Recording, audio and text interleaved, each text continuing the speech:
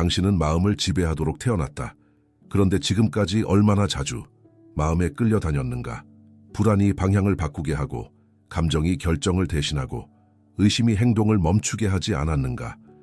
많은 사람들은 감정이 많다는 이유로 스스로를 약하다고 생각한다. 그러나 진실은 다르다. 강한 감정은 약함의 증거가 아니라 훈련되지 않은 힘의 증거다. 폭풍은 파괴적일 수도 있지만 길들여지면 거대한 에너지가 된다. 문제는 감정이 아니라 그 감정을 누가 지휘하고 있는가다. 만약 당신이 자신의 내면을 다스리지 못한다면 외부 세계는 반드시 당신을 압도한다. 사람들의 말, 상황의 변화, 예기치 못한 사건들의 마음은 계속 흔들리고 삶은 반응의 연속이 된다. 이 상태에서는 아무리 재능이 있어도 아무리 기회가 와도 지속적인 성취는 불가능하다. 이 영상은 감정을 없애라고 말하지 않는다. 생각을 억누르라고도 말하지 않는다. 오히려 그 반대다. 마음을 훈련하라, 감정을 지휘하라, 생각을 무기로 만들어라고 말한다. 나폴레옹 힐이 평생 강조한 것은 단순한 긍정이나 일시적인 동기부여가 아니었다.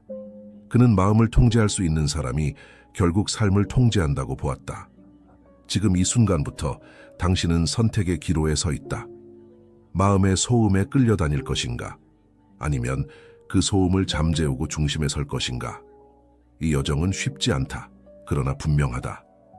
마음을 지배하는 순간 인생은 더 이상 우연이 아니다. 마음은 당신의 가장 강력한 무기다. 동시에 훈련되지 않으면 가장 위험한 약점이 된다. 나폴레옹 힐은 사람이 실패하는 이유를 외부 조건에서 찾지 않았다. 그는 통제되지 않은 마음을 가장 큰 적으로 보았다. 두려움, 의심, 미루기, 자기 합리화는 모두 같은 뿌리에서 나온다. 마음이 주인이 아니라 하인이 되었을 때 인생은 흔들리기 시작한다. 보호받지 못한 마음은 쉽게 침투당한다. 타인의 말 한마디, 뉴스 한 줄, 과거의 기억 하나가 하루의 방향을 바꾼다. 이때 사람은 스스로 선택하고 있다고 느끼지만 실제로는 반응하고 있을 뿐이다. 진짜 힘은 소란 속에서 감정을 키우는 데 있지 않다. 고요 속에서 확신을 유지하는 능력에 있다. 조용하지만 단단한 마음, 이것이 통제된 마음의 모습이다. 정신적 통제는 일시적인 동기부여가 아니다. 감정이 올라올 때만 쓰는 기술도 아니다. 그것은 매일의 규율이다. 아침에 어떤 생각으로 하루를 시작하는지, 불안이 올라올 때 어떤 질문을 던지는지, 실패 앞에서 어떤 해석을 선택하는지, 이 반복되는 선택들이 마음의 방향을 고정한다. 그래서 통제는 한 번의 결심이 아니라 지속적인 훈련이다. 통제된 마음은 큰 소리를 내지 않는다. 과장된 확신도 필요 없다. 대신 흔들리지 않는 기준을 가진다. 결과가 지연되어도 방향을 의심하지 않고 감정이 요동쳐도 행동을 멈추지 않는다. 이 상태에 이르면 외부의 혼란은 더 이상 위협이 아니다. 단지 관리해야 할 변수일 뿐이다. 마음의 중심이 안에 있기 때문이다. 당신이 마음을 통제하지 않으면 마음은 당신을 통제한다. 그리고 그 순간부터 인생은 우연의 연속이 된다. 그러나 마음을 훈련하기 시작하는 순간 삶은 다시 설계 가능해진다. 이 변화는 크지 않아 보일 수 있다. 하지만 모든 변화는 여기서 시작된다. 생각은 결코 중립적이지 않다. 그것은 항상 무언가를 짓거나 무너뜨린다. 나폴레옹 힐은 마음을 방치하면 본능이 지배한다고 보았다. 방치된 마음은 편안함을 찾고 즉각적인 만족을 추구하며 장기적인 구조보다 순간의 안정을 선택한다. 이 선택이 반복될수록 삶은 점점 흩어진다. 통제된 마음은 다르다. 그것은 초점을 선택한다. 지금 무엇에 집중할 것인지, 어떤 생각에 에너지를 줄 것인지, 어떤 감정은 흘려보내고 어떤 감정은 활용할 것인지. 이 선택 능력이 바로 내적 방향성이다. 방향이 없는 힘은 소모되지만 방향을 가진 힘은 축적된다. 집중은 억지가 아니다. 집중은 결정의 결과다. 무엇이 중요한지 명확해지는 순간 덜 중요한 것들은 자연스럽게 힘을 잃는다. 그래서 내적 초점은 의지력 싸움이 아니라 우선순위의 명료함에서 나온다. 나폴레옹 힐이 말한 목적의식은 바로 이 초점을 고정시키는 장치다. 감정 또한 선택의 대상이다. 느끼지 말라는 뜻이 아니다. 느끼되 지휘권을 넘기지 말라는 뜻이다. 불안은 방향을 점검하라는 신호일 수 있고, 분노는 경계를 세우라는 에너지일 수 있다. 문제는 감정이 방향을 정할 때다. 그 순간 당신은 더 이상 이끌지 못한다. 내적 방향성이 잡히면 외부의 혼란은 덜 위협적이 된다. 사람들의 말은 참고가 되고 상황은 재료가 된다. 모든 것이 목적을 향해 재배치된다. 이때 삶은 더 이상 반응의 연속이 아니다. 의도적인 전진이 된다. 스스로에게 물어보라. 지금 내 생각은 나를 어디로 데려가고 있는가? 이 질문을 반복하는 사람만이 마음의 주인이 된다. 감정은 적이 아니다. 그러나 지휘권을 넘기는 순간 가장 위험한 힘이 된다. 나폴레옹 힐은 사람들이 실패하는 이유를 감정이 많아서가 아니라 감정의 운전대를 맡기기 때문이라고 보았다. 분노가 결정을 대신하고 두려움이 행동을 멈추게 하며 슬픔이 시야를 좁힐 때 삶은 흔들리기 시작한다. 감정은 에너지다. 에너지는 방향을 필요로 한다. 방향 없는 에너지는 폭발하고 방향이 있는 에너지는 추진력이 된다. 그래서 감정 지배란 감정을 없애는 것이 아니라 해석하고 전환하는 능력이다. 분노는 행동으로 바뀔 수 있고 두려움은 준비로 바뀔 수 있으며 슬픔은 통찰로 바뀔 수 있다. 문제는 감정을 느끼는 것이 아니라 그 감정에 어떤 의미를 부여하느냐다. 많은 사람들은 감정이 올라오면 스스로를 탓한다. 왜 이렇게 약할까? 왜 흔들릴까? 그러나 이것은 잘못된 질문이다. 올바른 질문은 이것이다. 이 감정은 무엇을 말하려 하는가? 감정은 메시지다. 그 메시지를 읽지 못하면 감정은 소음이 된다. 읽어내면 감정은 도구가 된다.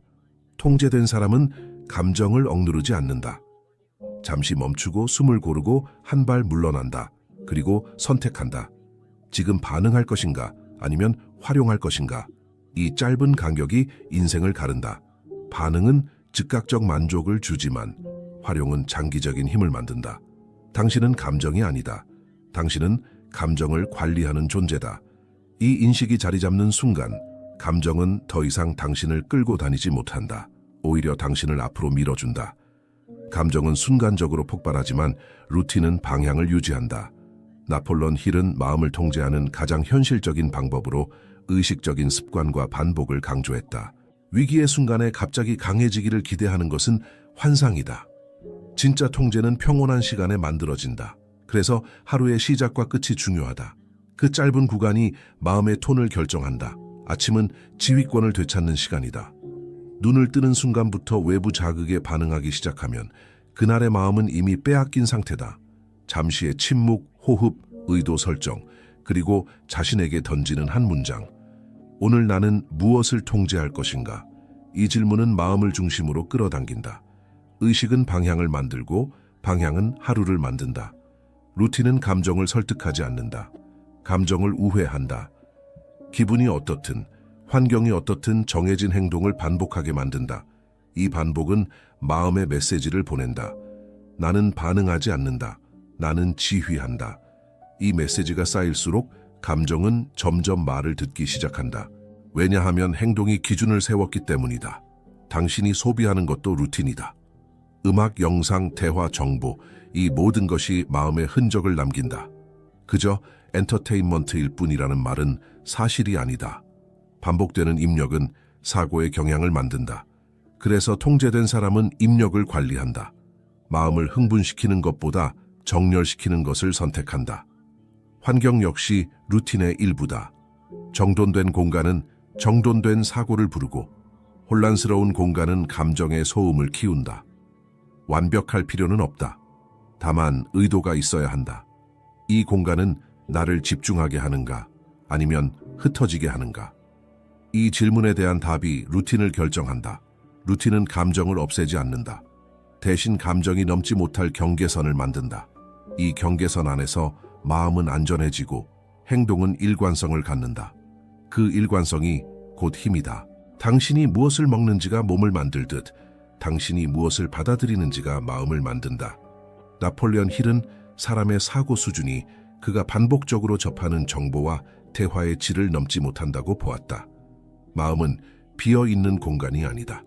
매일 무언가가 쌓이고 남고 작동한다. 그래서 정화는 선택이 아니라 필수다. 많은 사람들은 말한다. 그냥 보는 거야. 그저 즐기는 거야. 그러나 마음에는 그저라는 것이 없다.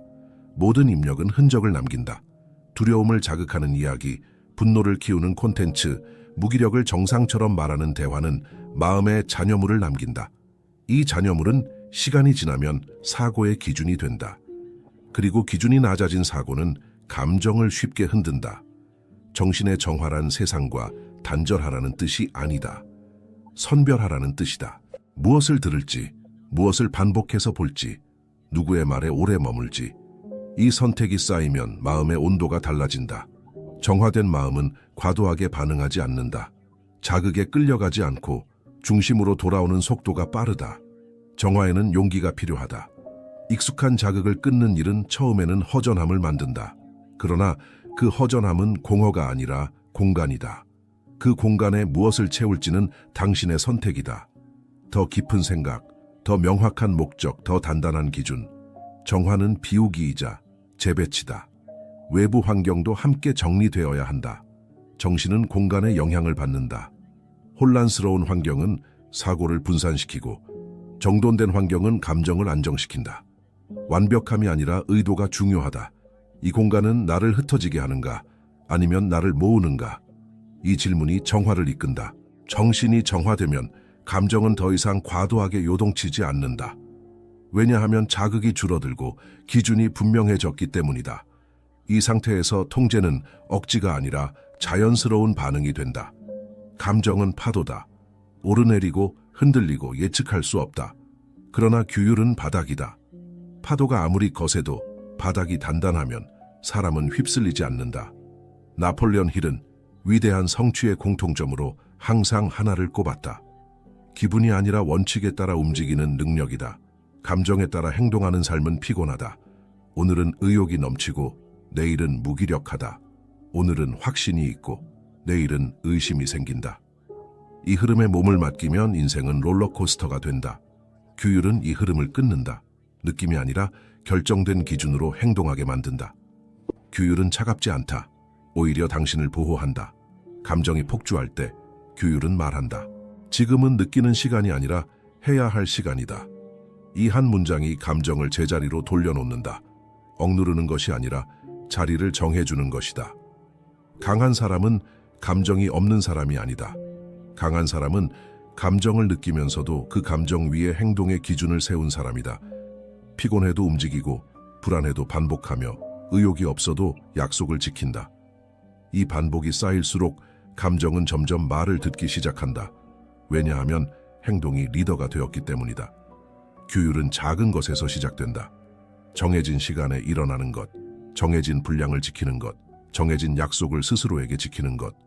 이 사소한 선택들이 모여 나는 감정에 끌려다니지 않는다는 정체성을 만든다. 감정은 순간을 지배하지만 규율은 미래를 지배한다. 이 사실을 이해하는 순간 삶의 무게중심은 바깥에서 안쪽으로 이동한다. 강한 감정은 통제되지 않으면 혼란을 만든다. 그러나 숙련되면 힘이 된다. 나폴레옹 힐은 감정을 제거해야 할 장애물로 보지 않았다. 그는 감정을 전환해야 할 자원으로 보았다. 문제는 감정의 크기가 아니라 그 감정을 다루는 기술의 부재다. 분노는 파괴적일 수 있다. 그러나 방향이 주어지면 분노는 결단력과 실행력으로 변한다. 두려움은 사람을 얼어붙게 만들 수 있다. 그러나 해석이 바뀌면 두려움은 준비성과 집중력으로 바뀐다. 슬픔은 무기력으로 이어질 수 있지만 숙련되면 깊이와 통찰을 만든다. 감정은 스스로 목적을 가지지 않는다. 목적을 부여하는 쪽이 힘을 갖는다. 감정을 숙련한다는 것은 감정이 올라올 때 즉시 반응하지 않는 연습이다. 잠시 멈추고 감정을 관찰하고 질문한다. 이 감정은 나에게 무엇을 요구하는가? 이 질문은 감정을 적에서 정보로 바꾼다. 정보가 되면 감정은 더 이상 위협이 아니다. 숙련된 사람은 감정을 억누르지 않는다. 억누른 감정은 언젠가 폭발한다. 대신 감정을 통과시킨다. 느끼되 머무르지 않는다. 이 과정에서 감정은 점점 짧아지고 회복 속도는 빨라진다. 이 회복 속도가 바로 정신적 힘이다. 나폴레옹 힐이 말한 자기 지배는 감정이 없어진 상태가 아니다. 감정이 제자리를 찾은 상태다. 그 자리는 행동 위가 아니라 행동 아래다. 감정은 연료이고 의지는 운전대다. 감정을 전환할 수 있게 되는 순간 사람은 더 이상 감정의 날씨에 인생을 맡기지 않는다. 폭풍 속에서도 방향을 유지하고 에너지마저 앞으로 쓰게 된다. 이때부터 감정은 약점이 아니라 차별화된 힘이 된다. 감정이 흔들릴 때마다 무너지는 사람과 폭풍 속에서도 중심을 지키는 사람의 차이는 정체성이다. 나폴레옹 힐은 사람이 어떤 행동을 하느냐보다 스스로를 누구라고 인식하느냐가 훨씬 강력하다고 보았다. 정체성은 감정 위에 세워진다. 그리고 그 정체성은 감정이 아닌 선택의 반복으로 만들어진다. 정체성이 약하면 감정이 기준이 된다. 기분이 좋으면 나아가고 기분이 나쁘면 멈춘다. 그러나 정체성이 단단해지면 기준은 바뀐다. 나는 이런 상황에서도 행동하는 사람이다. 이 한 문장이 수많은 감정 위에 올라선다. 감정은 여전히 느껴지지만 결정권은 정체성이 가진다. 강한 정체성은 감정을 적으로 보지 않는다. 오히려 신호로 본다. 불안은 중요하다는 표시일 수 있고 분노는 경계가 침범되었다는 알림일 수 있다.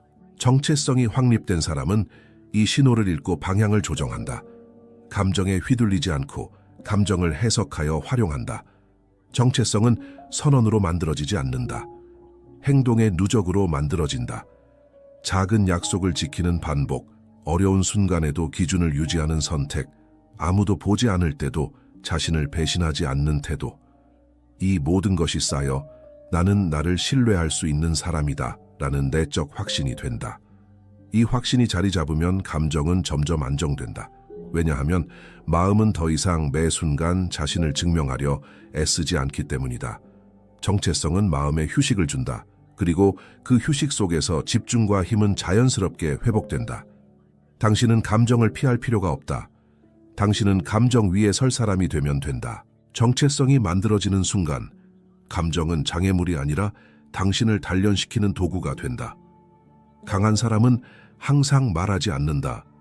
그는 멈출 줄 안다. 나폴레옹 힐은 침묵을 약자의 도피가 아니라 자기 지배에 도달한 사람의 전략적 선택으로 보았다. 침묵은 비워 있음이 아니라 관찰과 통제의 공간이다. 말이 많아질수록 감정은 밖으로 흘러나간다. 설명하려 들고, 변명하려 들고, 증명하려 들수록 마음의 중심은 흔들린다. 반대로 침묵은 감정을 안으로 모은다. 생각을 가라앉히고 상황을 전체로 보게 만든다. 그래서 침묵은 힘을 축적한다. 침묵은 반응을 늦춘다. 그리고 이 지연된 반응이 지배를 만든다. 누군가의 말에 즉각 반응하지 않고 상황 앞에서 바로 판단하지 않는 태도. 이 짧은 멈춤 속에서 사람은 감정의 포로가 아니라 선택의 주인이 된다. 침묵은 패배가 아니다. 때로는 가장 강력한 답이다. 모든 도발에 응답할 필요는 없고 모든 감정을 표현할 필요도 없다. 통제된 사람은 무엇을 말할지보다 무엇을 말하지 않을지를 먼저 안다. 이 분별력이 곧 힘이다. 침묵 속에서는 패턴이 보인다. 사람의 의도, 상황의 흐름, 반복되는 감정의 구조. 소음 속에서는 보이지 않던 것들이 조용함 속에서 드러난다. 그래서 침묵은 지혜의 토양이 된다. 말을 줄일수록 행동은 선명해진다. 감정은 안정되고 결정은 단단해진다. 침묵을 다룰 수 있는 사람만이 말과 행동을 다룰 수 있다. 아무것도 한 번으로 완성되지 않는다. 통제된 마음, 단단한 감정, 흔들리지 않는 태도는 모두 반복의 산물이다. 나폴레옹 힐은 사람이 바뀌는 유일한 경로로 의식적인 반복을 강조했다. 한 번의 깨달음은 방향을 보여줄 뿐이고 반복만이 그 방향으로 걷게 만든다. 당신이 반복하는 것은 결국 당신이 된다. 같은 생각을 반복하면 성향이 되고 같은 행동을 반복하면 습관이 되며 같은 습관을 반복하면 정체성이 된다.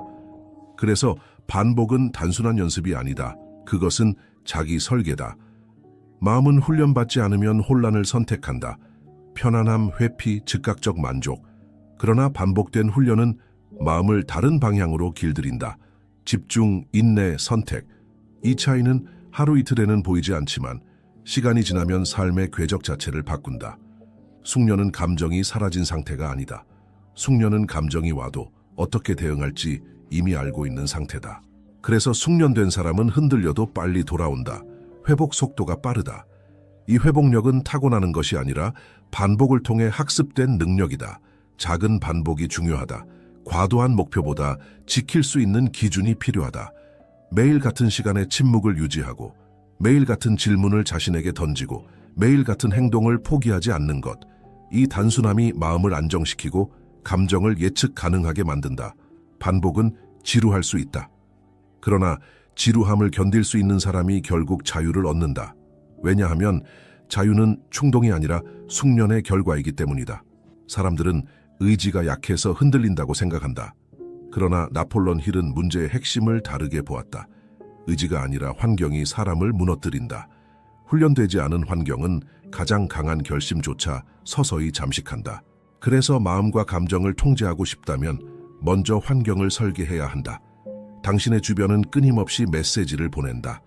책상 위의 혼란, 휴대폰의 알림, 반복되는 대화, 무심코 소비하는 영상과 뉴스, 이 모든 것이 집중하지 않아도 괜찮다는 신호를 보낸다.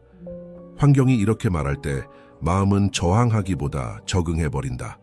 통제된 사람은 환경을 우연에 맡기지 않는다. 그는 질문한다. 이 공간은 나를 강하게 만드는가 아니면 흐트러뜨리는가?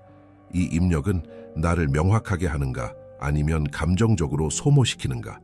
그리고 그 질문에 따라 과감하게 정리한다. 멀리 해야 할 것은 거리로 두고 필요한 것은 가까이에 둔다. 환경은 감정을 자극하기도 진정시키기도 한다. 항상 흥분을 유도하는 환경에서는 마음이 안정될 틈이 없다. 반대로 의도적으로 단순한 환경에서는 생각이 깊어지고 감정은 잔잔해진다. 그래서 환경은 사치가 아니라 도구다. 디지털 환경도 마찬가지다. 무작위로 소비하는 정보는 집중을 조각내고 감정을 분산시킨다. 통제된 사람은 모든 정보를 동일하게 취급하지 않는다. 자신의 목적과 맞지 않는 정보는 아무리 흥미로워 보여도 차단한다. 이 선택이 쌓이면 마음은 점점 선명해진다. 당신이 환경을 설계하지 않으면 환경이 당신을 설계한다. 이 단순한 진실을 받아들이는 순간 통제는 의지 싸움이 아니라 구조의 문제가 된다. 그리고 구조를 바꾸는 사람만이 장기적으로 흔들리지 않는다. 진짜 변화는 기술에서 시작되지 않는다. 정직함에서 시작된다. 나폴레옹 힐은 사람이 스스로에게 거짓말을 멈추는 순간 비로소 마음을 통제할 준비가 된다고 보았다. 자기 정직함은 잔인함이 아니다. 자기 파괴도 아니다. 그것은 해방이다. 많은 사람들은 실패를 외부에서 찾는다. 환경, 사람, 운, 타이밍. 그러나 마음과 감정을 지배하려는 사람은 시선을 안으로 돌린다. 내가 회피하고 있는 것은 무엇인가? 내가 합리화하고 있는 감정은 무엇인가? 이 질문은 불편하지만 그 불편함이 바로 성장의 문이다. 급진적 정직함은 자신을 비난하는 태도가 아니다. 오히려 변명 없이 사실을 인정하는 용기다. 집중하지 못했다면 집중하지 못했다고 말하고 두려웠다면 두려웠다고 인정하는 것. 이 인정이 있어야 감정은 숨지 않고 통제는 가능해진다. 거짓된 자기 위로는 잠시 편안함을 준다. 그러나 그것은 마음의 근육을 약화시킨다. 반대로 정직한 인식은 당장은 아프지만 장기적으로는 강함을 만든다. 왜냐하면 당신은 이제 현실을 있는 그대로 다루기 시작했기 때문이다. 자기 정직함은 선택의 기준을 바꾼다. 더 이상 기분이 어떤가가 아니라 사실은 무엇인가를 묻는다. 이 전환이 일어나면 감정은 연기가 되고 현실은 무대 위로 올라온다. 그 순간부터 통제는 환상이 아니라 실제 능력이 된다. 자신에게 정직한 사람은 더 이상 감정을 두려워하지 않는다. 감정은 숨길 대상이 아니라 해석할 대상이 되기 때문이다. 이 태도가 자리 잡을 때 마음은 점점 투명해지고 결정은 단단해진다. 고통은 피해야 할 적이 아니다. 그것은 변형되지 않은 힘이다. 나폴레옹 힐은 사람들이 고통을 저주하는 동안 소수는 그 고통을 재료로 사용한다고 말했다. 차이는 고통의 크기가 아니라 그 고통을 어떻게 다루느냐에 있다. 감정적 고통은 종종 혼란스럽다. 불안, 분노, 상실감, 좌절. 이 감정들은 방향 없이 방치되면 사람을 무너뜨린다. 그러나 통제된 마음은 고통을 분석하고 분해하고 전환한다. 이 고통은 내게 무엇을 요구하는가? 이 질문이 고통을 파괴해서 훈련으로 바꾼다. 고통은 집중을 강요한다. 편안할 때는 흩어졌던 에너지가 아플 때는 한 지점으로 모인다. 이때 많은 사람들은 도망친다. 반면 성장하는 사람은 멈춰서서 그 에너지를 방향에 연결한다. 그래서 고통은 단련의 불이다. 그 불을 통과한 것만이 더 단단한 형태로 남는다. 나폴레온 힐은 실패와 좌절이 사람의 한계를 드러내는 것이 아니라 기준을 재설정하는 계기라고 보았다. 고통을 겪으며 사람은 묻게 된다. 무엇이 정말 중요한가? 무엇을 버려야 하는가? 무엇을 더 이상 미룰 수 없는가? 이 질문들이 삶의 우선순위를 정렬한다. 감정의 연금술은 여기서 일어난다. 두려움은 준비로, 분노는 행동으로, 슬픔은 지혜로 전환된다. 이 전환은 자동으로 일어나지 않는다. 의식적인 선택이 필요하다. 그러나 한 번 이 과정을 경험한 사람은 더 이상 고통을 동일하게 보지 않는다. 고통은 지나간다. 그러나 고통 속에서 만들어진 기준은 남는다. 그 기준이 바로 힘이다. 이 힘은 겉으로 드러나지 않지만 결정의 순간마다 작동한다. 그리고 그 사람을 이전과는 다른 존재로 만든다. 위대한 사람들은 감정을 덜 느끼는 사람들이 아니다. 그들은 느끼면서도 흔들리지 않는 사람들이다. 차이는 재능이 아니라 반복이다. 나폴레온 힐은 인간의 성격과 운명이 하루의 선택이 아니라 매일의 반복으로 결정된다고 보았다. 반복은 행동을 만들고 행동은 성향을 만들며 성향은 결국 정체성이 된다. 처음에는 의식적인 노력이 필요하다. 감정을 관찰하고 멈추고 선택하고 다시 행동하는 과정. 이 과정은 번거롭고 피곤하다. 그러나 반복이 쌓이면 마음은 새로운 기준을 학습한다. 이 상황에서는 이렇게 반응한다. 이 기준이 생기는 순간 통제는 더 이상 힘든 선택이 아니라 자연스러운 반응이 된다. 정체성은 선언으로 만들어지지 않는다. 나는 강하다라고 말한다고 강해지지 않는다. 그러나 강한 선택을 반복하면 어느 순간 그 선택이 당신이 누구인지를 말해준다. 이때 감정은 더 이상 싸워야 할 대상이 아니다. 이미 정해진 길 위에서 함께 이동하는 에너지가 된다. 작은 반복이 중요하다. 완벽한 하루보다 흔들려도 돌아오는 하루가 중요하다. 감정에 휘둘렸더라도 다시 기준으로 돌아오는 것, 집중이 깨졌더라도 다시 모으는 것. 이 회복의 반복이 사람을 단단하게 만든다. 완벽함이 아니라 복원력이 정체성을 만든다. 이 단계에 이르면 사람은 더 이상 자신을 증명하려 하지 않는다. 외부의 평가에 덜 반응하고 내부의 기준에 더 의존한다. 왜냐하면 이미 알고 있기 때문이다. 나는 이 감정들을 다루어 본 사람이고 이 흔들림을 통과해 본 사람이라는 것을. 반복은 조용하다. 그러나 그 조용함 속에서 사람은 완전히 새로워진다. 이제 남은 것은 하나다. 이 모든 힘을 어떻게 유지하며 살아갈 것인가? 진정한 자유는 외부에서 오는 것이 아니다. 그것은 내부의 통치에서 시작된다. 나폴레온 힐이 평생 강조한 메시지는 단순했다. 세상을 지배하기 전에 먼저 자신을 지배하라. 감정은 에너지다. 방향을 잃으면 파괴가 되고 방향을 얻으면 창조가 된다. 당신의 생각, 감정, 반응을 외부에 맡기는 순간 삶은 통제 불가능해진다. 그러나 그 지휘권을 되찾는 순간 인생은 다시 설계 가능해진다. 당신은 약해서 흔들린 것이 아니다. 훈련받지 않았을 뿐이다.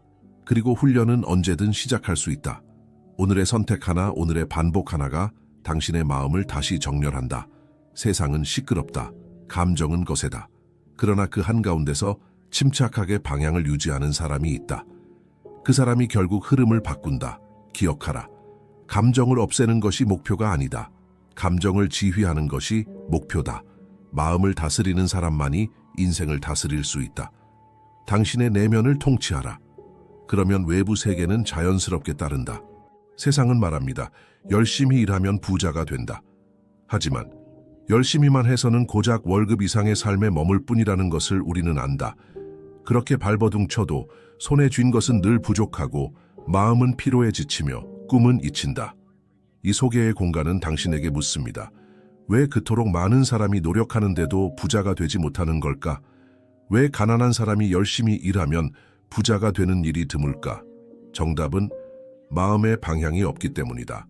마음이 없는 힘은 폭발조차 못하고 힘이 없는 마음은 길을 찾지 못한다. 우리는 지금 정신과 태도의 패러다임의 전환점 앞에 서 있다. 이제는 단지 수고만이 아니라 전략적으로 의식적으로 마음을 훈련하는 시대다. 이 영상의 첫걸음은 단지 일만 하는 여성이나 남성이 아니라 자신의 내면을 깨어있게 세우는 리더가 되는 것이다. 마음의 분명한 목적이 깃들 때 노력은 힘이 되고 결정은 도약이 되고 삶은 푸푸로 향기롭게 열리기 시작한다. 이제 마음에게 지휘봉을 돌릴 시간이다. 그리고 그 시작은 당신의 선택에 달렸다. 다음 챕터로 넘어갈 준비가 되었는가? 많은 이들은 운을 기다립니다. 언젠가 좋은 기회가 찾아올 거라 믿습니다. 복권, 상속, 누군가의 도움. 하지만 현실은 그 반대입니다. 기다림은 우리를 굳게 묶어두고 삶의 핸들을 남의 손에 넘기게 만듭니다. 나폴레온 힐은 말했습니다. 당신의 운명을 지배하는 자는 오직 당신의 정신이다. 정신은 단순한 생각이 아니라 우주의 법칙을 부르는 진동입니다. 당신이 어떤 명령을 마음속에 고정시키느냐에 따라 당신의 삶은 그 궤도를 따라 움직입니다. 기다림은 불을 부르지 않습니다. 명확한 결정과 정신의 지시가 있을 때 세상은 반응하기 시작합니다. 마음속에서 확실히 말해야 합니다. 나는 부자가 된다. 나는 풍요를 선택했다. 나는 자유를 창조한다. 이런 선언은 공허한 희망이 아닙니다. 그것은 정신의 방향이고 에너지의 흐름을 설계하는 언어입니다. 당신이 뇌에 명확한 목적을 심는 순간 그것은 모든 감각, 행동, 기회 인식을 바꾸기 시작합니다. 기다리는 자는 남의 선택에 인생을 맡기고 명령하는 자는 자신의 인생을 창조합니다. 오늘 당신은 어디에 서 있습니까? 기회의 문 앞에 서서 누군가 열어주기만을 바라고 있습니까? 아니면 스스로 문을 밀고 들어갈 준비가 되었습니까? 정신은 도구가 아닙니다. 정신은 조종석입니다. 당신의 손에 그 열쇠가 쥐어졌습니다. 당신이 하루 중 가장 자주 떠올리는 생각은 무엇입니까? 불안입니까? 부족함입니까? 아니면 가능성과 풍요입니까? 나폴레온 힐은 평생에 걸쳐 하나의 진리를 반복했습니다. 부는 외부에서 오지 않는다. 부는 정신에서 먼저 시작된다. 이 말은 단순한 동기부여가 아니라 수백 명의 성공한 인물들을 인터뷰한 끝에 도출한 통찰의 정수입니다. 금이라는 단어를 마음에 품는 것, 그것은 돈 그 자체를 의미하지 않습니다. 그것은 가치, 기회, 가능성, 선택권, 그리고 자유를 상징하는 상징입니다. 부는 단순히 통장에 찍힌 숫자가 아니라 세상을 바라보는 관점의 변화입니다. 당신이 가난에 대해 생각할수록 당신의 언어, 행동, 기회 인식, 선택은 그 빈곤한 진동을 중심으로 돌아갑니다.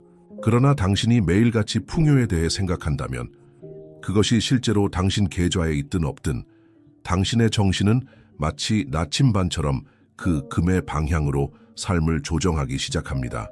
생각은 자석입니다. 당신이 내면에서 반복하는 생각은 마침내 외부에서 현실이 되어 돌아옵니다. 그것이 긍정적이든 부정적이든 우주는 그 진동에 응답할 뿐입니다. 그래서 진짜 부자들은 다르게 생각합니다. 그들은 문제를 보면서도 기회를 보고 지출을 하면서도 순환을 생각합니다. 그들의 정신은 금의 주파수에 고정되어 있기 때문입니다. 이제 묻겠습니다. 당신의 정신은 무엇을 향해 조율되어 있습니까? 당신의 생각은 불을 부르고 있습니까? 아니면 거부하고 있습니까? 이 질문에 진심으로 대답할 수 있을 때 비로소 정신이 재정의 출발점이 됨을 이해하게 됩니다. 진정한 부의 비밀은 교과서에 실리지 않습니다. 그것은 삶으로 증명된 사람들의 이야기 속에 숨어 있습니다. 앤드류 카네기, 헨리 포드, 토마스 에디슨, 찰스 슈왑, 존 록펠러. 그들은 모두 같은 출발선에서 시작했습니다. 빈손으로, 아무것도 없이. 하지만 절대로 아무 생각 없이 살지 않았습니다. 카네기는 한 가지 철학을 품고 있었습니다. 정신이 먼저다. 그 다음에 자산이 온다. 그는 단순히 강철 산업의 제왕이 아니었습니다. 그는 정신의 법칙으로 부를 증명한 첫 번째 인물 중 하나였습니다. 그는 젊은 나폴레온 힐에게 도전 과제를 던졌습니다. 세상에서 가장 성공한 사람들의 공통점을 찾아라. 그리고 힐은 25년간 수백 명을 인터뷰합니다. 그들은 전부 다 달랐지만 단 한 가지 공통점을 갖고 있었습니다. 그들은 모두 정신의 힘을 믿었습니다. 그들은 운이나 배경, 환경을 탓하지 않았습니다. 대신 그들은 스스로를 부자로 생각했고 자신의 생각이 현실을 만들 것이라는 사실을 신념으로 품었습니다. 에디슨은 실패 속에서도 끊임없이 도전했습니다. 포드는 할 수 있다고 생각하는 사람이 결국 해낸다고 말했습니다. 슈왑은 조직의 에너지를 마음에서 시작되는 리더십으로 이끌었고, 록펠러는 시장이 무너질 때조차도 기회를 보았습니다. 이들은 모두 자신의 정신을 훈련시키는 데 인생을 걸었습니다. 그들에게 불안 숫자가 아니라 정신의 깊이, 생각의 명료함, 그리고 의지의 지속성이었습니다. 이 장면을 기억하십시오. 가난 속에 태어나 부유함을 상상하고 그 상상을 행동으로 옮긴 사람들. 그들은 선택받은 사람이 아니라 스스로를 선택한 사람들이었습니다. 그리고 이제 질문은 당신에게 돌아옵니다.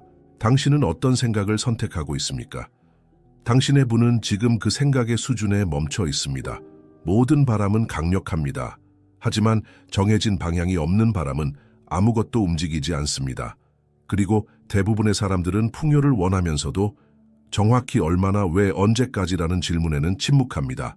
나폴레옹 힐은 단호했습니다. 명확하게 결정하지 않으면 당신은 가난을 선택한 것이다. 그가 말하는 가난은 단지 돈이 없는 상태가 아닙니다. 자신의 인생을 명확하게 그리지 못하는 무기력의 상태를 뜻합니다. 왜 명확한 목표가 필요한가요? 그것은 정신을 지시하는 유일한 언어이기 때문입니다. 모호한 목표는 모호한 결과를 만듭니다. 그리고 우주는 모호한 진동에 명확한 응답을 주지 않습니다. 가난은 종종 외부 요인이 아니라 내면의 혼란, 망설임, 불분명함에서 시작됩니다. 명확한 목표를 세우는 순간 당신의 뇌는 자동으로 방향을 탐색하기 시작합니다. 기회를 인식하고 행동을 조율하며 당신을 그 지점으로 끌어가는 힘이 작동됩니다. 정확한 수치를 말해보세요. 정확한 날짜를 떠올려보세요. 정확한 이유를 적어보세요. 그 순간 당신의 꿈은 더 이상 환상이 아닙니다.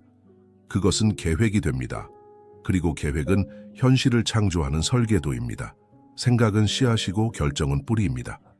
결정을 내리지 않는다면 아무것도 자라지 않습니다. 지금 당신이 살아가는 방향은 당신이 내린 혹은 내리지 않은 결정의 결과입니다. 질문은 단순합니다. 당신은 무엇을 선택했습니까? 그리고 그것은 얼마나 명확합니까? 당신은 자신이 정말 부유해질 수 있다고 믿습니까? 아니, 단순히 될 수도 있다는 희망이 아니라 그 가능성을 이미 내면에서 결정한 상태입니까? 나폴레옹 힐은 반복해서 말했습니다. 믿음은 창조의 출발점이다. 아무리 큰 욕망이 있어도 그것을 실현할 수 있다는 믿음이 없다면 그 욕망은 공중에 떠있는 안개에 불과합니다. 믿음이란 눈에 보이지 않지만 그 부재는 행동으로 드러납니다. 믿지 않는 사람은 주저하고 미루고 계속해서 외부의 허락과 보장을 기다립니다. 반면 믿는 사람은 보이지 않아도 움직입니다. 왜냐하면 그의 정신은 이미 실현된 상태를 살고 있기 때문입니다. 믿음은 단순한 희망이 아닙니다. 믿음은 내면의 현실입니다. 그리고 정신은 그 내면의 현실을 바깥으로 투영합니다. 부유한 사람들은 실제로 돈을 얻기 전에 먼저 부유한 정체성을 내면에 심었습니다. 그들은 말합니다.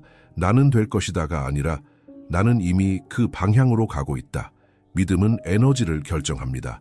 당신의 말투, 눈빛, 계획, 실행력 모두 그 믿음의 강도에 따라 조율됩니다.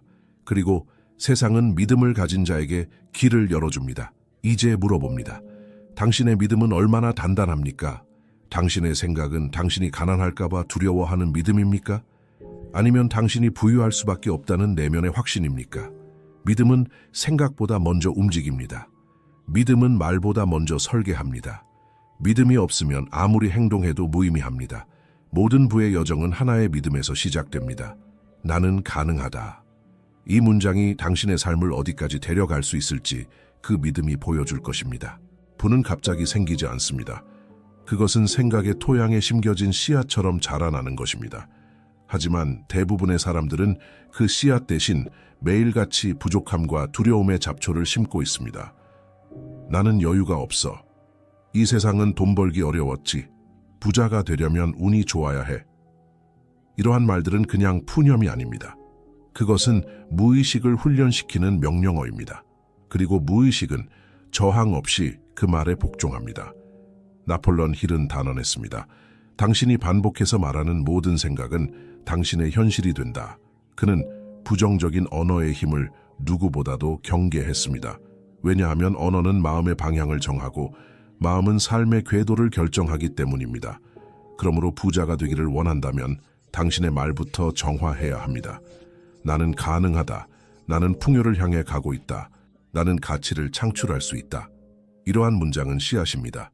하루아침에 열매를 맺지는 않지만 꾸준히 심어지고 물을 줄 때 내면의 토양에서 새로운 믿음과 행동이 자라납니다.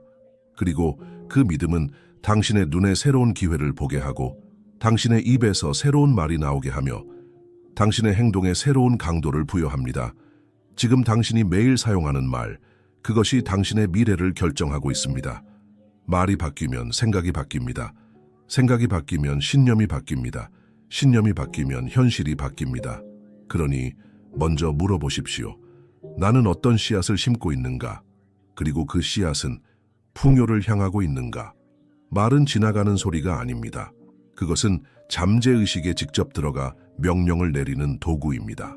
그리고 잠재의식은 그 명령이 사실인지 아닌지를 구분하지 못합니다. 그저 반복되는 말을 진실로 받아들입니다. 이것이 나폴레옹 힐이 강력한 선언탄을 강조한 이유입니다. 그는 말했다. 당신의 목표를 말로 선언하라. 그리고 그것을 매일 2번 소리내어 반복하라. 왜 2번일까요? 아침과 밤, 우리의 뇌는 감정이입에 가장 민감한 시간입니다. 이때 뱉는 말은 곧 정신의 토대가 됩니다. 이제 상상해 보세요. 당신이 매일 아침 눈을 뜨자마자 이렇게 말한다면 나는 매달 2만 달러를 창출하는 능력을 키우고 있다. 나는 2025년 12월 31일까지 경제적으로 자유로워진다. 나는 내 재능으로 세상에 가치를 주고 그 대가로 풍요를 받는다. 이 말은 처음에는 어색하게 느껴질 수 있습니다. 하지만 반복할수록 그것은 당신의 정체성이 됩니다. 그리고 정체성은 행동을 바꾸고 행동은 현실을 바꿉니다. 사람들은 종종 이렇게 묻습니다. 말한다고 정말 바뀌나요? 그 질문 뒤에는 말을 진심으로 한 적 없는 경험이 숨어 있습니다. 입술로만 읊조린 말은 힘이 없습니다. 하지만 감정이 실린 선언, 심장에서 올라온 믿음을 담은 말은 잠재의식을 다시 쓰는 가장 강력한 코드입니다. 지금 당신이 말하는 문장들이 당신의 미래를 건설하고 있습니다. 그리고 그 건축 자재는 말의 에너지입니다. 자신에게 매일 선언하십시오. 선언은 주문이 아닙니다. 그것은 행동을 이끄는 맹세입니다. 내면의 현실을 바꾸기 위해 당신은 먼저 새로운 언어를 선택해야 합니다. 그 언어가 바로 당신이 부자로 살아갈 설계도입니다. 욕망은 불꽃입니다. 하지만 불꽃만으로는 무언가를 태울 수 없습니다. 그 불꽃이 구체적인 계획의 나무를 만나야 비로소 현실을 태우고 변화시킬 수 있습니다. 나폴레옹 힐은 말했습니다. 모든 부는 욕망에서 시작된다. 하지만 그 욕망은 행동 가능한 계획으로 전환되어야 한다. 그리고 그는 욕망을 돈으로 바꾸기 위한 정확한 6단계를 남겼습니다. 첫째, 당신이 원하는 금액을 정확히 명시하라. 막연하게 부자가 되고 싶다는 말은 잠재의식에게 아무런 명령이 되지 않습니다. 나는 월 10천 달러를 번다. 나는 내 집을 완전히 상환한다. 수치가 있어야 에너지가 집중됩니다. 둘째, 당신이 그 돈을 위해 무엇을 줄 것인지 정하라. 세상에 공짜는 없습니다. 가치의 교환이 없는 분은 허상일 뿐입니다. 나는 내 전문성을 통해 문제를 해결한다. 나는 지식을 나누고 그 대가로 수익을 창출한다. 무엇을 제공할 것인지 선언하는 것이 핵심입니다. 셋째, 당신의 목표를 달성할 날짜를 정하라. 기한 없는 목표는 꿈일 뿐입니다. 시간은 에너지를 집중시키는 도구입니다. 기한이 있을 때 마음은 집중하고 행동은 명확해집니다. 넷째, 계획을 세우고 즉시 행동을 시작하라. 완벽한 계획을 기다리다가는 영원히 출발하지 못합니다. 계획은 실행 속에서 정교해지고 행동은 믿음을 키워줍니다. 다섯째, 지금까지 정리한 금액, 교환 가치, 기한, 계획을 하나의 선언문으로 써내려가라. 여섯째, 그 선언문을 매일 아침과 밤 2번 소리내어 읽어라. 감정과 믿음을 담아 반복하고 반복하라. 그 소리는 점차 당신의 정체성이 되고 정체성은 행동을 바꾸며 행동은 결국 돈을 현실로 끌어온다. 이 6단계는 단순해 보일 수 있습니다. 하지만 수백만 명의 삶을 바꾼 실전의 원리입니다. 그는 말했습니다. 당신이 이 단계를 실천하지 않는다면 그 어떤 책도, 강연도, 기도도 불을 가져다 주지 못할 것이다. 이것은 마법이 아니라 정신과 물질의 정렬 과정입니다. 자, 당신은 지금 무엇을 원합니까? 그리고 그 대가로 무엇을 줄 준비가 되어 있습니까? 그는 가난했고 배경도 없었고 지식도 부족했습니다. 하지만 단 하나 누구도 꺾을 수 없는 의지가 있었습니다. 에드윈 C. 반스, 그는 단지 한 가지 생각만을 품고 있었습니다. 나는 에디슨과 함께 일할 것이다. 그리고 언젠가는 그의 파트너가 될 것이다. 당시의 상황을 본다면 이런 믿음은 말도 안 되는 꿈처럼 보였을 것입니다. 하지만 그는 생각을 말로 만들었고 말을 행동으로 바꿨고 행동을 습관으로 정착시켰습니다. 기차를 타고 에디슨이 있는 곳으로 갔고 그 앞에서 이렇게 말했습니다. 저는 당신과 함께 일하러 왔습니다. 그는 직업이 없었고 외모도 허름했고 추천서도 없었습니다. 하지만 그의 눈빛에는 흔들리지 않는 확신이 있었습니다. 그것은 바로 신념의 에너지였습니다. 에디슨은 그를 곁에 두었습니다. 작은 일부터 시작하게 했습니다. 하지만 반스는 결코 단순한 직원이 아니었습니다.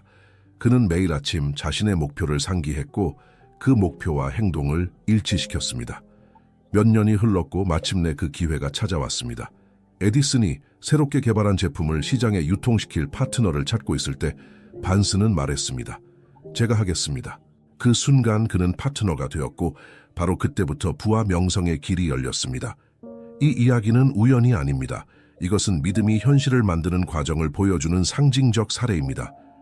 에드윈 반스는 먼저 내면에서 파트너가 되었고 그 후에야 세상이 그를 그렇게 보기 시작했습니다. 그는 증거를 요구하지 않았습니다. 대신 그는 행동과 태도로 자신의 믿음을 증명했습니다. 그리고 그 믿음은 마침내 물질이 되었습니다. 당신은 지금 어떤 증거를 기다리고 있습니까? 혹시 믿음 없이 현실을 바꾸려 하고 있진 않습니까? 물질은 눈에 보입니다. 하지만 그 물질을 만드는 것은 보이지 않는 정신의 에너지입니다. 그리고 그 에너지의 핵심이 바로 믿음입니다. 나폴레온 힐은 반복해서 말했습니다. 믿음은 창조의 시작점이다. 그 어떤 성취도, 그 어떤 부도 먼저 믿음 없이 현실화되지 않는다. 믿음은 단지 종교적 감정이 아닙니다. 그것은 정신의 주파수입니다. 당신이 깊이 믿는 것은 당신의 언어를 바꾸고 행동을 바꾸고 결국 결과마저도 바꾸게 됩니다. 하지만 대부분의 사람들은 먼저 보고 싶어 합니다. 보이면 믿겠다. 그러나 정신의 세계는 그 반대입니다. 믿어야 보인다. 당신이 먼저 신념을 심고 그 신념이 감정을 만들고 그 감정이 행동을 만들고 그 행동이 반복될 때 비로소 현실이 변합니다. 반스는 그랬습니다. 그는 누구도 인정하지 않았던 자신의 가능성을 스스로 믿었고 그 믿음이 기회를 만들었습니다. 믿음은 불을 밝힙니다. 어두운 현실 속에서도 길을 찾게 해줍니다. 그것은 감정의 스위치이자 두려움을 무너뜨리는 무기입니다. 히틀러, 간디, 마틴 루터 킹 모두 불가능을 현실로 만든 사람들입니다. 그들 안에는 공통된 힘이 있었습니다. 보이지 않는 것을 믿는 능력, 그리고 당신도 그 힘을 가지고 있습니다. 질문은 단 하나입니다. 당신은 자신을 얼마나 믿고 있습니까? 자신을 의심하는 그 한 줄기의 생각이 당신의 길을 막고 있다면 그것은 단순한 감정이 아니라 자기 암시의 독이 뿌리 내린 것입니다. 이 장에서 기억할 한 문장, 믿음 없는 목표는 종이 위의 잉크일 뿐이다. 당신이 매일 반복해서 말하는 말, 당신이 자신에게 조용히 속삭이는 생각, 그 모든 것이 잠재의식에 저장됩니다. 그리고 잠재의식은 묻지 않습니다. 그것이 진실인지 아닌지 따지지 않습니다. 그저 당신이 반복하는 것을 믿고 실행할 뿐입니다. 나폴레온 힐은 말했습니다. 잠재의식은 정원의 흙과 같다. 당신이 씨앗을 심으면 그것이 무엇이든 자라난다. 잡초를 심든 꽃을 심든 잠재의식은 구분하지 않는다. 당신이 나는 가난하다고 말하면 그 말은 뿌리 내리고 그 말은 감정이 되고 그 감정은 선택이 되고 그 선택은 결국 가난을 현실로 만든다. 반대로 당신이 나는 부유하다고 믿고 말할 때 잠재의식은 당신의 행동을 그 믿음에 맞춰 재구성하기 시작한다. 그 믿음에 맞는 사람, 기회, 결정이 서서히 끌려오기 시작하는 것이다. 잠재의식은 강력하다. 그러나 그 힘은 당신이 무엇을 심느냐에 따라 당신을 올릴 수도 있고 무너뜨릴 수도 있다. 이것이 바로 자기 암시의 힘이다. 당신이 매일 아침과 밤으로 반복해서 말하는 선언이 당신의 신경망을 바꾸고 당신의 신념을 재구성하고 그 신념이 삶의 토대를 다시 쓰게 된다. 의심은 잡초고 확신은 씨앗이다. 당신이 무심코 반복하는 말들이 당신의 정원을 결정하고 있다는 사실을 잊지 말라. 지금 이 순간에도 당신은 잠재의식에 무언가를 심고 있다. 질문은 이것이다. 당신은 무엇을 잘하게 하고 있는가? 불을 향한 여정을 막는 가장 강력한 힘은 바깥에 있지 않습니다. 그것은 당신 안에 있는 작고 조용한 그림자, 바로 두려움입니다. 나폴레옹 힐은 두려움을 위대한 마비의 씨앗이라 불렀습니다. 그는 수천 명의 성공자들과 실패자들을 분석하며 공통된 원인을 발견했죠. 바로 세 가지 두려움, 가난에 대한 두려움, 비판에 대한 두려움, 질병에 대한 두려움. 이 세 가지는 눈에 보이지 않지만 결정의 순간의 속삭입니다. 너는 충분하지 않아. 그건 위험해. 남들이 뭐라고 할까?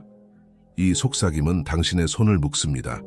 기회를 피하게 만들고 창조 대신 타협을 선택하게 합니다. 두려움은 실패보다 강합니다. 왜냐하면 실패는 배움이 되지만 두려움은 시도조차 하지 않게 만들기 때문입니다. 히틀러조차 대중을 통제할 때 두려움을 가장 강력한 무기로 사용했습니다. 그러나 힐은 이렇게 말했습니다. 두려움은 신념으로 무력화된다. 당신이 믿음으로 말하고 믿음으로 행동하고 믿음으로 선택할 때 두려움은 사라진다. 두려움은 결코 사라지지 않습니다. 그러나 작아지게 할 수는 있습니다. 그 방법은 단 하나. 그 두려움 속으로 걸어 들어가는 것. 매일 작은 행동으로 의심을 무시하며 전진할 때 당신은 두려움을 따르는 사람이 아니라 두려움이 당신을 따르게 만드는 존재가 됩니다. 이 장의 핵심은 간단합니다. 두려움은 당신을 막을 수 없습니다. 오직 당신이 두려움을 믿을 때만 그것은 현실이 됩니다. 당신이 어떤 미래를 상상하든 그 미래는 생각 속에만 있으면 절대로 현실이 되지 않습니다. 부는 기다림을 보상하지 않습니다. 행동하는 자에게만 반응합니다. 나폴레옹 힐은 수많은 사례에서 같은 패턴을 발견했습니다. 그들은 모두 완벽하지 않은 상황에서 행동했다는 점, 계획이 완벽해서가 아니라 결단이 명확했기 때문에 세상은 길을 열기 시작했습니다. 많은 사람이 꿈을 꿉니다. 하지만 그 꿈을 하루만 늦추면 그 늦춤은 습관이 되고 그 습관은 나중에 포기로 이름을 바꿉니다. 행동은 두려움을 무너뜨리는 가장 빠른 방법입니다. 머릿속에서 아무리 긍정적으로 외쳐도 행동이 없다면 잠재의식은 메시지를 받아들이지 않습니다. 왜냐하면 행동만이 당신의 믿음을 증명하는 진짜 언어이기 때문입니다. 그리고 중요한 것은 행동은 크지 않아도 된다는 것입니다. 단지 계속해서 움직이는 것, 하루 1mm라도 나아가는 것, 그 작은 전진이 거대한 자기 확신을 만들고 마침내 세상이 당신을 다시 보기 시작합니다. 행동이 당신의 에너지를 바꾸고 행동이 당신의 파장을 높이고 행동이 기회를 향해 당신을 맞춤형으로 만들어갑니다. 말보다 먼저 움직이세요. 완벽보다 먼저 시작하세요. 결단이 만든 첫 걸음이 당신을 부의 흐름 안으로 데려갈 것입니다. 부는 단 한 번의 결심이나 갑작스러운 행운으로 이루어지지 않습니다. 부는 습관입니다. 그리고 그 습관은 매일의 작고 반복적인 선택에서 자라납니다. 나폴레옹 힐은 말했습니다. 성공은 한 번의 결단이 아니라 그 결단을 매일 재확인하는 반복이다. 하루에 단 몇 분 당신의 목표를 다시 말하고 그 감정을 다시 느끼고 그 이유를 다시 떠올리는 일. 이 단순해 보이는 훈련이 잠재의식을 다시 훈련시키는 강력한 기제입니다. 당신의 뇌는 습관을 통해 현실을 조정하고 기회를 인식하며 행동을 자동화합니다. 성공한 사람들을 보세요. 그들은 모두 자신만의 리듬을 가지고 있습니다. 명상, 선언문 낭독, 독서, 운동, 매일 반복하는 자신만의 의식. 이 습관들이 그들을 중심에 있게 하고 세상의 소음 속에서도 방향을 잃지 않게 합니다. 부자가 되고 싶다면 먼저 부자의 리듬과 호흡을 가져야 합니다. 부자가 하는 방식으로 생각하고 부자가 하는 방식으로 자신을 다루고 그 방식으로 하루를 열고 닫는 것. 성공은 영감이 아닙니다. 성공은 리듬입니다. 당신이 스스로를 어떻게 훈련시키느냐에 따라 당신의 삶 전체가 조율됩니다. 자신에게 질문하세요. 오늘 나는 어떤 리듬을 살고 있는가? 그 리듬이 나를 어디로 이끌고 있는가? 당신이 매일 반복하는 것은 결국 당신이 됩니다. 그리고 부자들은 단순하지만 철저한 의식을 반복합니다. 그들은 말합니다. 그들은 믿습니다. 그들은 계획합니다. 그리고 무엇보다 그들은 실행합니다. 나폴론 힐은 강조합니다. 매일 아침과 저녁, 당신의 목표를 큰 소리로 선언하라. 이것은 단순한 자기 암시가 아닙니다. 당신의 잠재의식에게 명령을 보내는 행위입니다. 감정을 담아 말할 때 뇌는 그것을 현실로 인식하기 시작합니다. 부자의 하루는 목적이 분명합니다. 그들은 아무렇게나 시간을 보내지 않습니다. 하루의 시작은 자신에게 묻는 질문으로 시작됩니다. 오늘 나는 나의 부를 위한 어떤 선택을 할 것인가? 그리고 끝날 무렵 그들은 자신에게 또다시 묻습니다. 오늘 나는 나의 비전에 가까워졌는가? 계획은 구체적이고 실행 가능해야 하며 행동은 작아도 매일 이루어져야 합니다. 행동 없는 선언은 공허하고 계획 없는 믿음은 헛된 꿈에 불과합니다. 이 네 가지, 말하고, 믿고, 계획하고, 실행하는 것, 이 간단한 의식이 현실을 바꾸는 거대한 파동이 됩니다. 잠깐만 생각해 보세요. 만약 1년 동안 단 하루도 빠짐없이 자신의 목표를 말하고 그것을 진심으로 믿고 작은 계획을 세우고 그 계획을 한 걸음이라도 실행한다면 그 삶은 어떻게 변할까요? 돈은 단지 숫자가 아닙니다. 그것은 자유의 도구이며 가능성의 문입니다. 나폴론 힐은 말합니다. 진정한 부는 단지 재물이 아니라 그 재물을 통해 무엇을 하느냐에 달려있다. 많은 사람들이 부를 원하지만 그 깊은 이유를 모르고 추구합니다. 그래서 그들은 지치고 방황하고 때로는 자신을 잃습니다. 하지만 부의 목적이 분명한 사람은 흔들리지 않습니다. 그들은 돈을 통해 더 큰 선을 이루고자 합니다. 자신을 확장하고 타인을 돕고 세상에 자취를 남기고자 합니다. 부유한 삶은 당신에게 시간의 주권을 줍니다.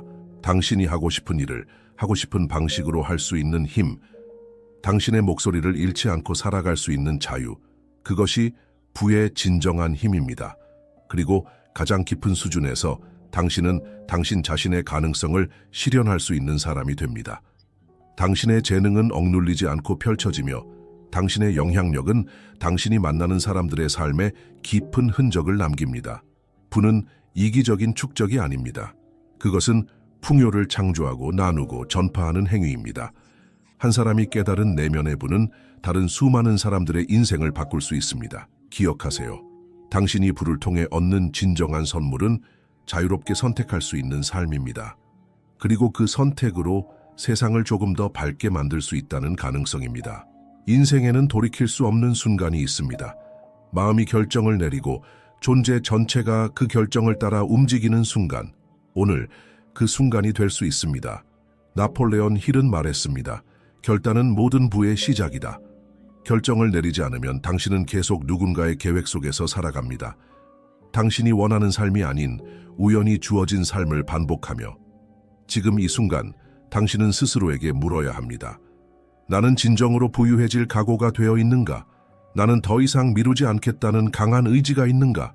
지휘하는 자는 망설이지 않습니다.